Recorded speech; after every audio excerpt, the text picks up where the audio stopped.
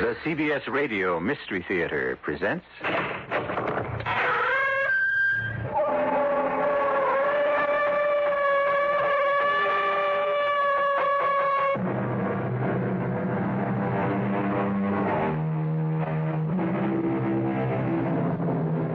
Come in. Welcome. I'm E.G. Marshall. Someone said to me the other day, you know, E.G., you talk a lot about imagination. At first, I thought he might be right. But the more I thought about it, the more it seemed to me he was wrong. As far as I can see, there isn't a more powerful force in the world than imagination. After all, I made a career with mine, in films, TV, on the stage, imagining myself to be all sorts of characters. And you, well, you derive much pleasure from yours when you become the hero or heroine of the stories I bring you.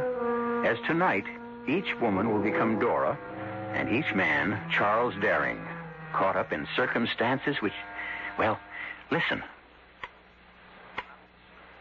That clock. The clock.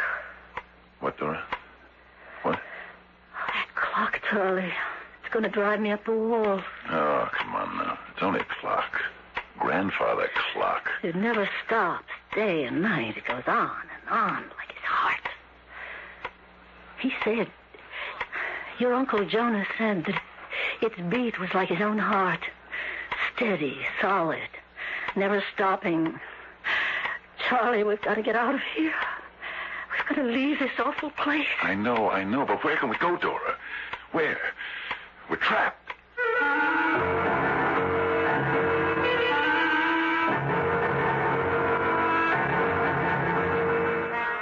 Our mystery drama, The Telltale Heart, was especially adapted from the Edgar Allan Poe classic for the Mystery Theater by George Lothar and stars Fred Gwynne. It is sponsored in part by Buick Motor Division and Sign-Off, the sinus medicines. I'll be back shortly with Act One.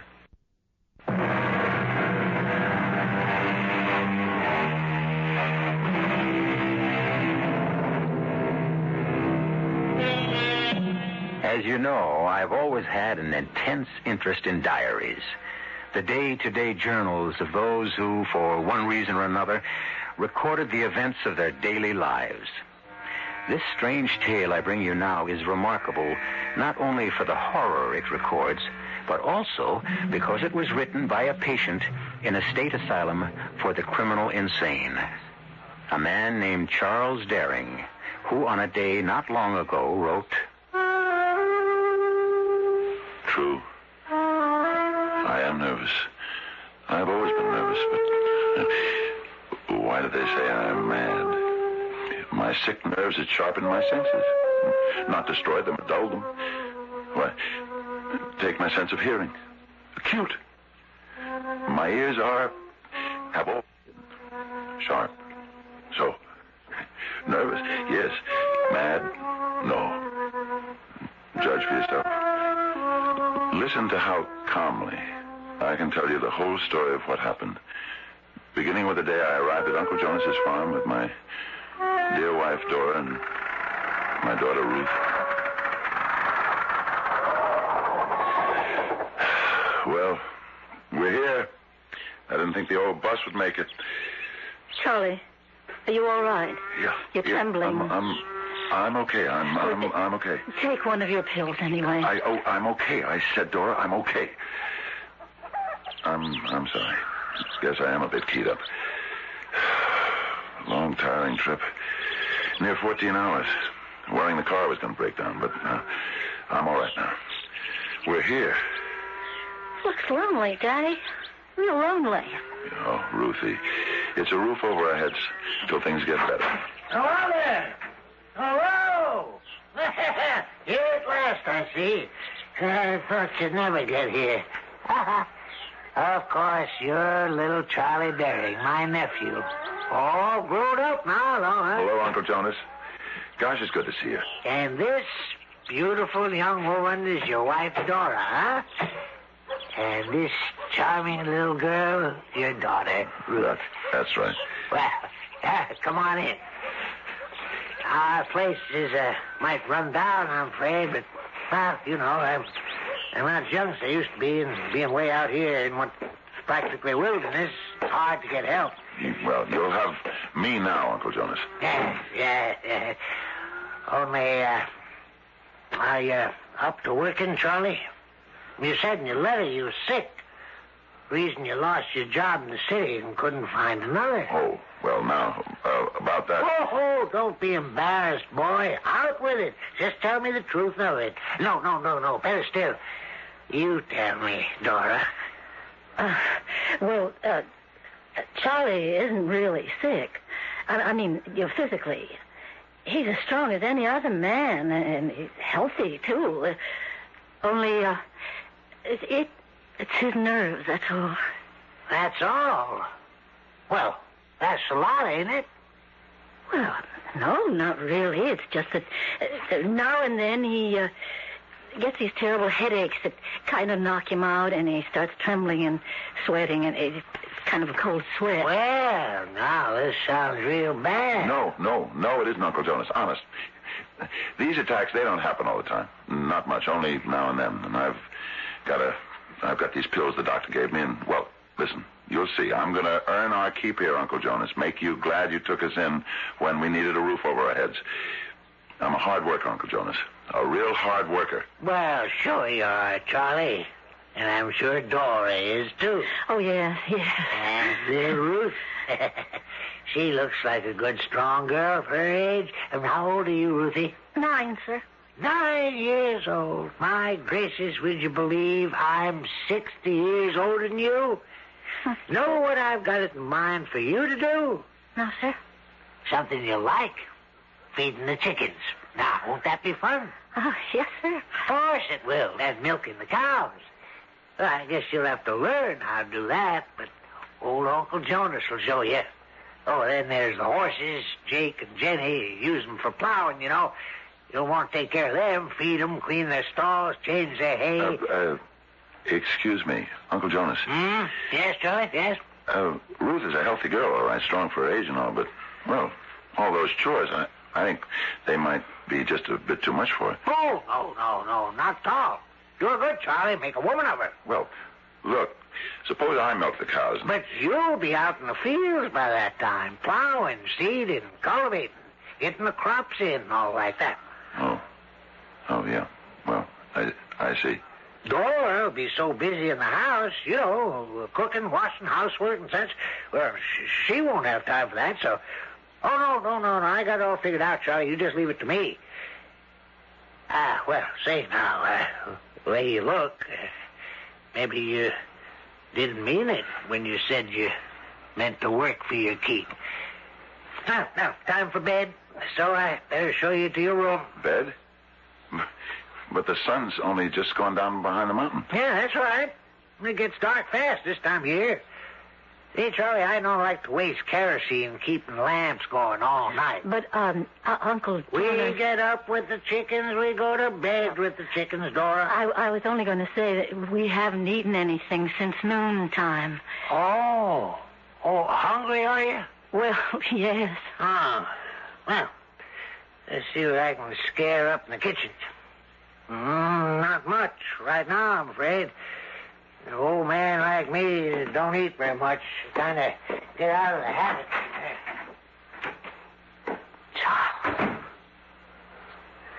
Charles, what have we got ourselves into? Sounds like he means to work us hard. To death, more like it. Charlie, I don't like your uncle. He scares me.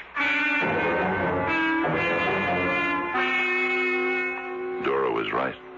As always, Uncle Jonas did mean to work us to death, or at least until we dropped. And always laughing jovially, joking that city life had weakened us, and farm work would soon make us strong. Well, as day went into week, we grew more and more exhausted from overwork and hungrier from lack of enough food. One morning in the kitchen... Charlie, you're back from the fields early. Early? It's nearly 12, and I've been plowing and seeding since before dawn. I'm pushed. Got a cup of coffee? I'll see if there's any left in the pot. He only lets me make one pot for the day, you know. I know. Where's Ruth? She was lying down. She came in from cleaning the horse stall, said she felt faint. She went to lie down, but... But what? He sent her out again.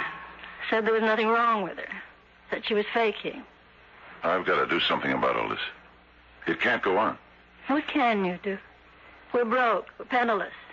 Miles from nowhere with a broken-down car. We're trapped. If I could only fix that carburetor. But I need a new part, a butterfly valve. Oh, forget it. We haven't got a chance. Maybe we have. The game warden. Game warden? Here. That's what's left of the coffee. A fellow named Harrington. Something like that. He came by the other day. All the way from Pomfret. Stopped to talk for just a minute. Said he makes it out this way about once a month or so, and if he could get that part for me in Pomfret. Well, now, what's this? In the kitchen instead of in the fields, drinking coffee at this hour, Charlie? Oh, I'm sorry, Uncle Jonas, but I just had to have something to keep me going. Sorry? Oh, nothing to be sorry about, Charlie. If you're tired out, you're tired out. Nerves, huh? No. Nerves, okay. Can't be. Got to be your nerves. Can't be the work.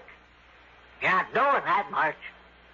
Jonas, this past week I plowed nearly 20 acres and seeded more than 5. My Lord, Charlie, in my prime, I used to do that in 3 days. Now, I'll tell you, Charlie, I wanted you to get started on the lower field this afternoon, but if you're all tuckered out, you can't pull your weight around here. No, Jonas, I can do it. I don't want to force you to something, Charlie. I can do it, Jonas. Well, that's good. Good. Now, you go on out and work that field till 1 o'clock, and then we'll all sit down and have a good midday feed.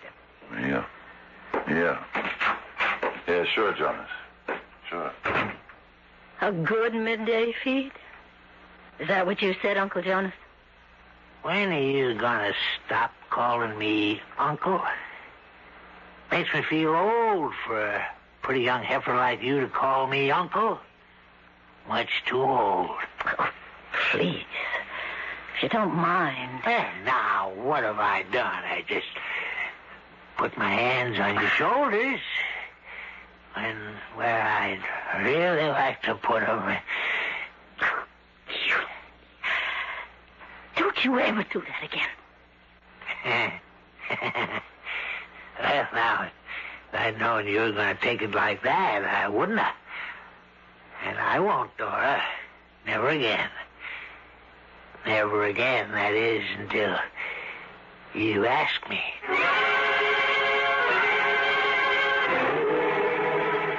You're upset. You're all upset. Tell me what happened after I left. Tell me. Charlie, please. I've got to get supper on the table. What there is of it. Something happened between you and Jonas. What was it? Charlie, it was nothing. What was it? He tried to get fresh. What do you mean, get fresh? Charlie. I want to know. It isn't anything much. He just put his hands on my shoulder. And? Well, he sort of let his hands slip. Charlie, that was all. Believe me, that was all. I told him never to do anything like that again, and he won't. Charlie, believe me, he won't. Oh, he won't. I'll see to that. Where is he? Charlie. Where is he? Charlie, I think he's in that room he keeps closed, the one he uses for an office. Where are you going? To have a talk with Uncle Jonas. Charlie, wait. He's ordered us never to set foot in that room. I want a word with you, Jonas. Having another attack of nerves, Charlie? Must be. Can't imagine you busting in here otherwise. You know why I'm here, and it isn't my nerves. Well, then what is it? What is it, Charlie? That clock. Charlie. That clock, the way it ticks. Oh, yeah. Everybody notices that. Everybody's ever been in this room, that is. It's more like a heartbeat, they say, huh? Strong, solid, full of life. Like my heartbeat. But that isn't what you come to talk about. You insulted my wife today. Insulted? You made advances, put your hands on her. And that was an insult? What do you call it? Well, a compliment to her beauty, her female attraction. You dirty-minded, hypocritical old... Charlie! Dora, what? Ruthie. And for a reason I didn't understand then, as I looked at Dora holding Ruth, my dead daughter, in her arms, I was aware only of the ticking of the clock.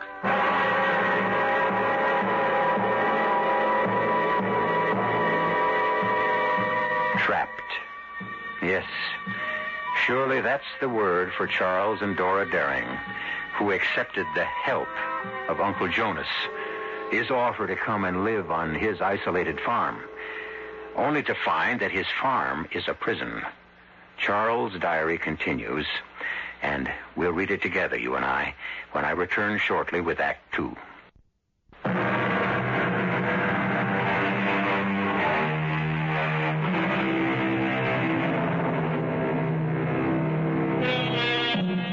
Dead. Only a word with little significance, really, unless spoken for the first time about someone you love. He is dead. She is dead. Then it hits you, the full impact of the word's terrible meaning. What do you do in that awful moment? How do you react? Some burst into tears, others are numbed into a silence. Whatever the emotion, it is deep and very personal, as was Charles Daring's. Perhaps even a curious reaction, born of his nervous condition, for he writes in the diary, And for a reason I didn't understand then, as I looked at Dora holding Ruth, my dead daughter, in her arms, I was aware only of the ticking of the clock. That huge grandfather clock in the room my uncle called his office. It grew louder and louder, filling, saturating the room with its beat. The beat that my uncle said was like the beat of his heart. Slow, steady, solid. And then, through the beating, as if from far off, I heard Dora's voice. Dead. She's dead, Charlie. Our little girl. No, Dora, you're mistaken. Here, let me take her in my arms. Ruthie. This is Daddy. Can you hear me, dear? Ruthie. Kid's dead. Anybody can see that. No, can't be. Charlie, dear. Give her to me. Let me take her. Yes. Put her on the bed in our room. Let her rest. Let her...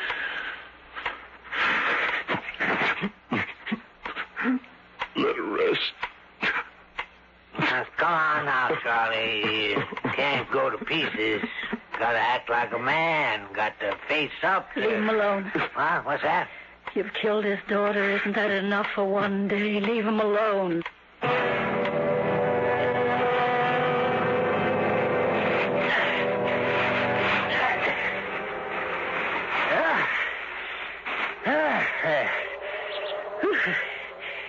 The grave's filled in at last. We better get back to the house. This wind cuts to the bone. Oh, the cow's due for milking, too. I guess you or Dora have to do that from now on. So, I might as well get started. Not before I say a few words. Over Ruthie. What? Oh, go ahead. Then you can get to the milking. The Lord is my shepherd. I shall not want. He maketh me to lie down in green pastures. He leadeth me beside the still waters. He restoreth my soul. He leadeth me in the paths of righteousness.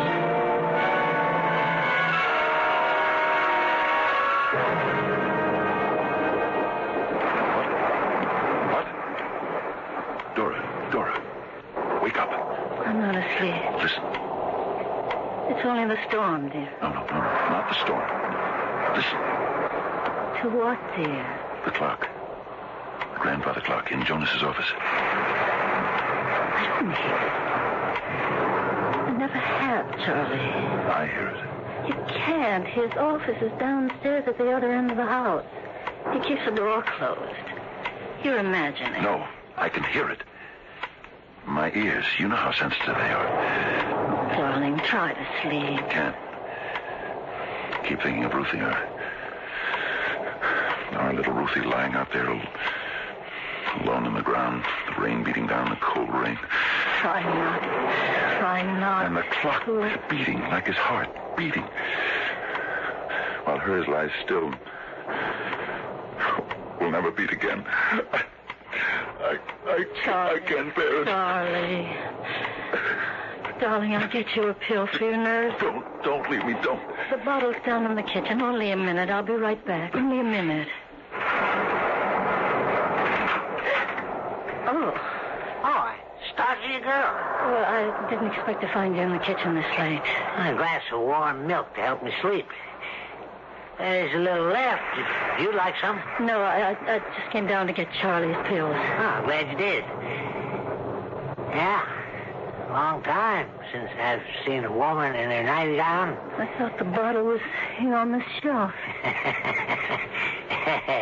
You might as well stop looking for them pills. What do you mean? I threw them away. Charlie's pills? He don't need them. He only thinks he does. Are you out of your mind? They're all to keep him from going completely to pieces. No, don't believe it. A lot of nonsense. Doctor's nonsense. You didn't throw them away. Where are they? No, I threw them away, all right. Then you must want him to break down completely. That's it, isn't it? I've known all along what you were up to, but I wouldn't admit it to myself. Now I know. Oh, and you tell me. Stay away from me. Don't you touch me, I swear. If you do, I'll tell all I know. Huh? Tell who? Who's there to tell? Get your hands off. Tell who? Huh? Tell who? Only one around is Charlie. I'll get to town. Somehow I'll get to town. I'll tell the police. You meant to kill Charlie. Work, starve him to death, so you could be alone with me. Have me. Like I've got you. You filthy, rotten swine. Oh. Swine. You beasts. Stop him. He's killing me. Charlie. Charlie, no. I'll kill him. Charlie, no.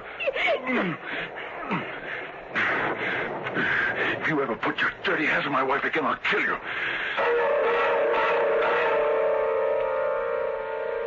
There was no sleep for us that night, Dora and me. And by the time dawn showed beyond the mountains, we'd come to a decision. Too late to save our beloved daughter, but in time to save ourselves. If I could somehow manage to fix the car. So, after the usual skimpy breakfast, a piece of unbuttered bread and a cup of weak coffee. What's all this?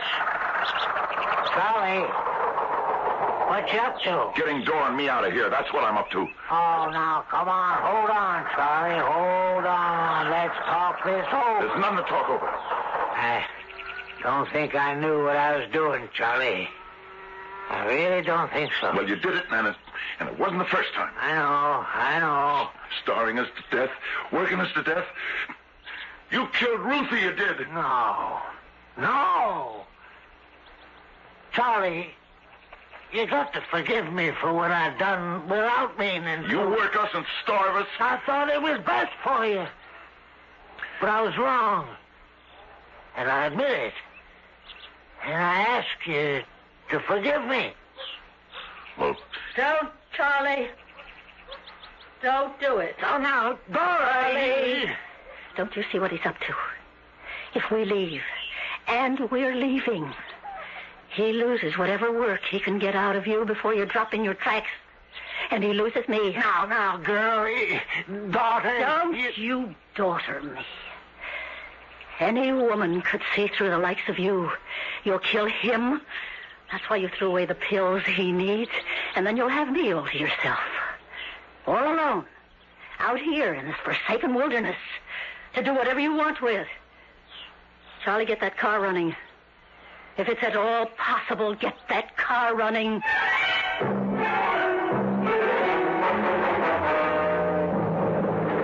How far have we come, Charlie?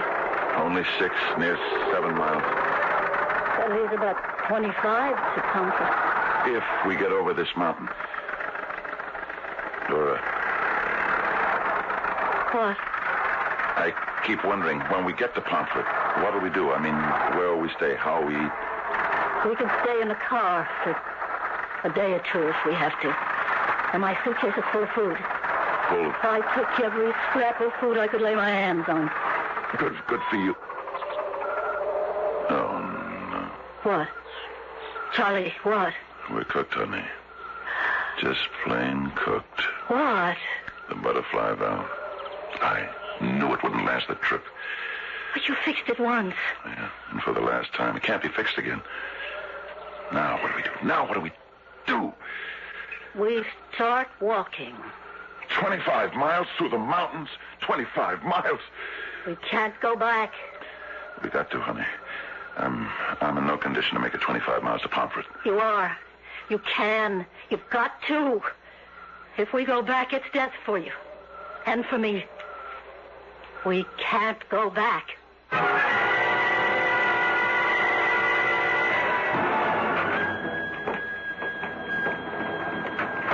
Who's there? Who's there? We come back. I figured you would. In fact, I knew you would. How did you know? How could you be so sure? What else could you do once you run out of gas? It wasn't that. I filled a tank from those cans in the barn. And I emptied it, Charlie. You? Left just enough for you to get maybe 10 miles. I noticed you had a busted gas gauge, so you'd never know. You are the most... Now. I did it for your own good. You lying... What would you have done when you got to Pomfret? Charlie, why do you always stare at that clock? The ticking, it hurts my ears, my hearing, awful sensitive. Painful. Listen, I'm sorry about what happened before you left. We're going to change all that. We're going to be friends. Try to be, anyhow. Here, let's have a drink on it. A toast to the future. Our future together. After you, my dear. And Charlie, a glass for you. Although, maybe before you drink it, but now, only if you won't mind, Charlie. You won't, will you? Mind what, Uncle Jonas? Milking the cows, feeding the chickens before night comes on. No, I don't mind. And now, daughter, a toast to us and our future together.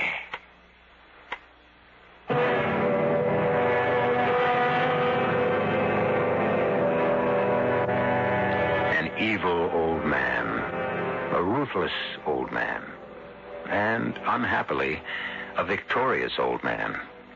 What lies ahead now for Dora and Charles Daring? I know because I read Charles' diary. You will know shortly when I return for Act 3.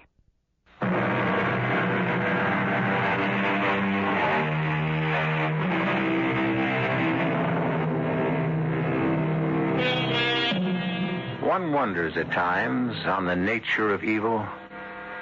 What is it in all of us that on one occasion or another will make us do wrong when we know it to be wrong? St. Paul said, "The good I would do, I do not, and the evil I would not, I do." Our author, Edgar Allan Poe, said simply, "We are perverse." However it may be, there can be no question that Uncle Jonas is evil. I know he means to kill me through overwork and little food, and then do with Dora what he desires. But what can I do? We're trapped here on this isolated farm in the wilderness, cut off from any possible help, prisoners in the hands of this evil old man who... A car. Coming down the road, a car.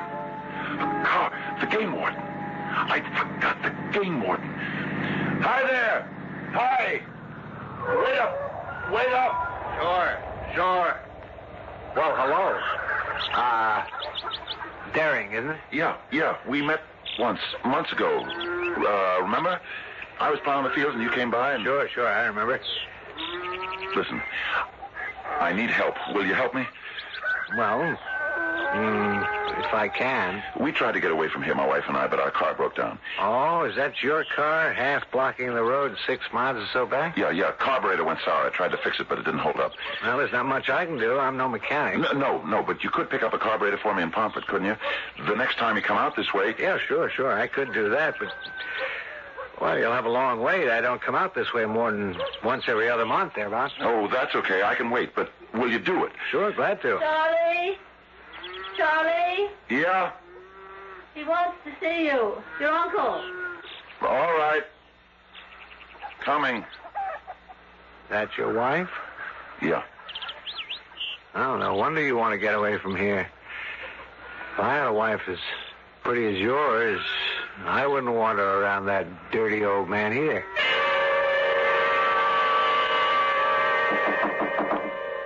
Come in. Well, where you been? I told Dora I wanted to see you 10 minutes ago. I was working in the barn. Working? You working? Look at me, damn it. Not at that clock. Always looking at that clock. Look at me when I talk to you. Yeah. I got to thinking. It's a waste of time, you trepsing back and forth from the fields to the house, from the barn to the house. So, from here on, I've decided you'll live in the barn. What?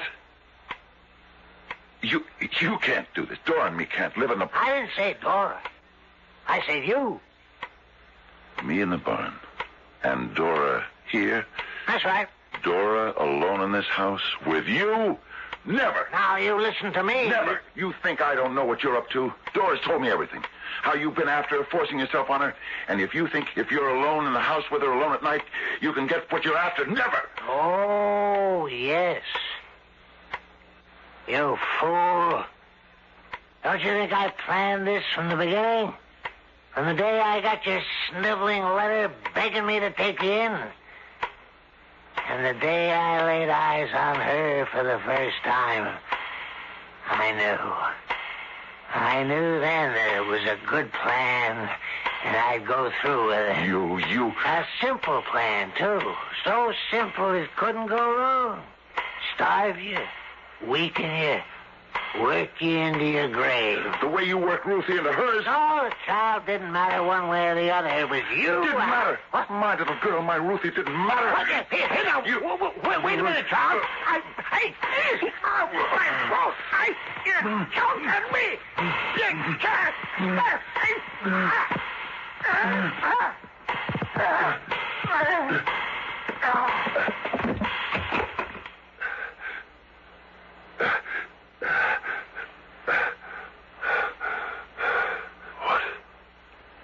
What?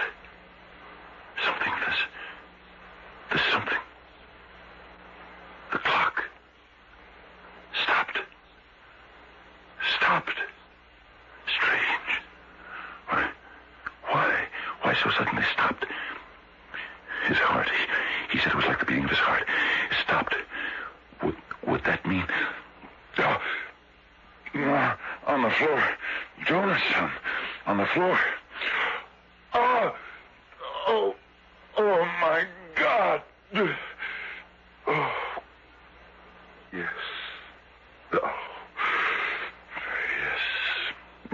killed him. Oh, God, I killed him. In my rage, I killed him. I am a murderer. I realized that I must do something to hide the body. But what? What? Where to hide it? If I tried to get out of the house into the barn, Dora might see me doing it. A chance I couldn't take. If I dragged down the cellar, there was the risk she'd hear me. Where could I hide? And then my eyes, as they had so often done before, my eyes went to the clock. The clock that had stopped the very instant his heart stopped. A big clock, 6 feet tall and 2 feet wide. Was it possible that I might... If I could stand him up in that space, the clock hiding him, for a time, only for a time, to let me think what I might do afterwards. Yes, that is what I did. And just in time, I just stood his body against the wall and pushed the clock back into place, hiding it when... Yes? Mrs. Daring, of course? Yes. I'm Game Warden Carrington. I'd like to talk to your husband. Oh, well, he's with his uncle just now. Could you wait? Well, I'm afraid not. I want to get back to Pomfret before nightfall. Uh-huh. Is it important? It is to your husband. Well, Uncle Jonas gets angry when... Well, follow me. Thank you. What is it? I'm sorry to interrupt. The game warden's here. He says he's got to see Charles. Got to see him right away. Oh. Hello, Warden. See about that carburetor, Daring. Oh? Look, I don't like talking to you. You peering through a door open to crack. Could I come in? No. Uncle Jonas doesn't allow anyone... No, that's all right. Come in. Where's Uncle Jonas? He went down to the barn. Be back in a little while. Oh. Well, I'll leave you and the warden together. Sit down, Warden. Oh, no. This'll just take a minute, and I'm in a hurry. I got to thinking about that carburetor. Carburetor. Yes. Carburetor. There's a good mechanic in Pomfret, Hutchinson. He could maybe rebuild it for you, save you some money. Oh. Well... you all right, Daring? Yes, only... Well, what is it? Why do you keep looking at that clock? It isn't going. Of course it isn't. Well, you can see that. The pendulum has stopped. Yes, and yet... about the carburetor... Well, I was going to suggest... But I want your permission first. Suggest I take the carburetor out of the car on my way back to Pomfret, you know? Yes, do that. Well, the trouble is, I haven't got the tools. Tools? Yes. Are you listening to me? Yes, I'm listening. I've got a couple of screwdrivers, but no wrench and no pliers, so I wondered if you might have what I need. Yes, Well, if you could let me have them, I'll stop by the car, get the carburetor out, and take it to Hutchinson and Pomfret. He'll have plenty of time to work on it, because I won't be coming back this way for another... Daring, what is it? You think you're clever, don't you, Warden? Well, that's a funny thing to say. Nothing clever about taking a carburetor out of the car. I don't mean that. You know I don't mean that. Well, what do you mean? The sound. You hear it as well as I do. You hear it. What are you talking about? The heartbeat. His heartbeat. It has to be that. The clock has stopped. Look. The clock has stopped, but the beat, the beat. You hear it. I don't hear anything. Liar. How could you not hear it? You didn't come about the carburetor.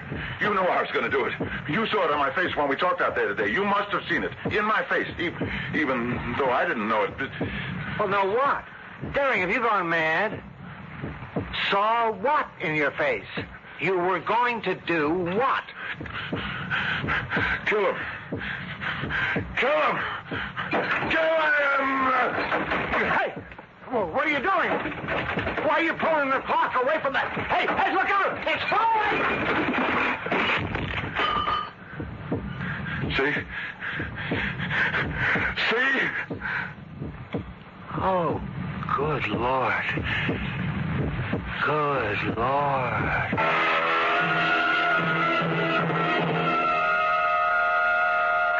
Charles, dear? You've come, Dora. Sit down, dearest, and give me a moment. I just want to adjust the escape mechanism on this clock. There. All fixed? All fixed. And they said it couldn't be done. If it can be done, you're the man to do it. Dr. Leonardo says you're a genius when it comes to fixing clocks. Goodness, you fixed just about every one in this whole... In the asylum. I know what it is, Dora, dear. I just don't know why I'm here. No matter, sweetheart. So long as you're happy. Oh, very, very. And you? I'm fine. And Ruthie? Little Ruthie. How's she? She couldn't be better, Charles. She sends her love. Give mine to her. Oh, dear. What, Charles? This escape mechanism. Still not working the way it should. If you'll excuse me, Dora.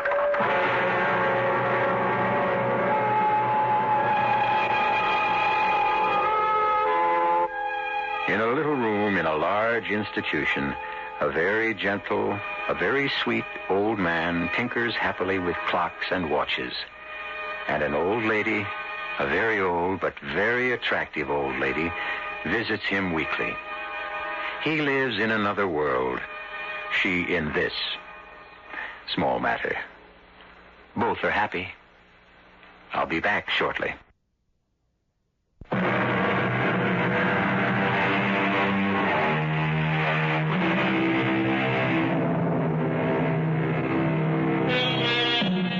Well, to come full circle, you, sir, became Charles Daring.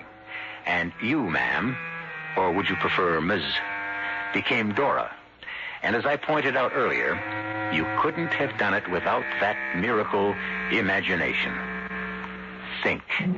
How completely did you become Charles, Dora? Did you become them? Or did you only listen? With your ears, listen. If that is so, try again. Ears are not enough. Try using your soul. Our cast included Fred Gwynne, Ann Shepard, and Robert Dryden. The entire production was under the direction of Hyman Brown. And now, a preview of our next tale. I can't seem to get up from the chair. What's happened to me? I've drugged you, that's what's happened. Drugged me? To make killing you, murdering you, easier. Murder? You stupid, ugly little fool. You really believed me when I said I found you not unattractive. That I'd be delighted to escort you to the carnival. What? Arno, what are you saying? I'm saying that I'm going to do the same with you that I did with Margarita. Wall you up in the catacombs below. You killed her? Then walled her up? Oh, no. No, she was alive when I did it. At least she was when I put the last stone in place. But she didn't last long after that, I'm sure. It couldn't have been more than an hour or so before she suffocated to death. Radio Mystery Theater was sponsored in part by Anheuser-Busch Incorporated, brewers of Budweiser. This is E.G. Marshall inviting you to return to our Mystery Theater for another adventure in the macabre.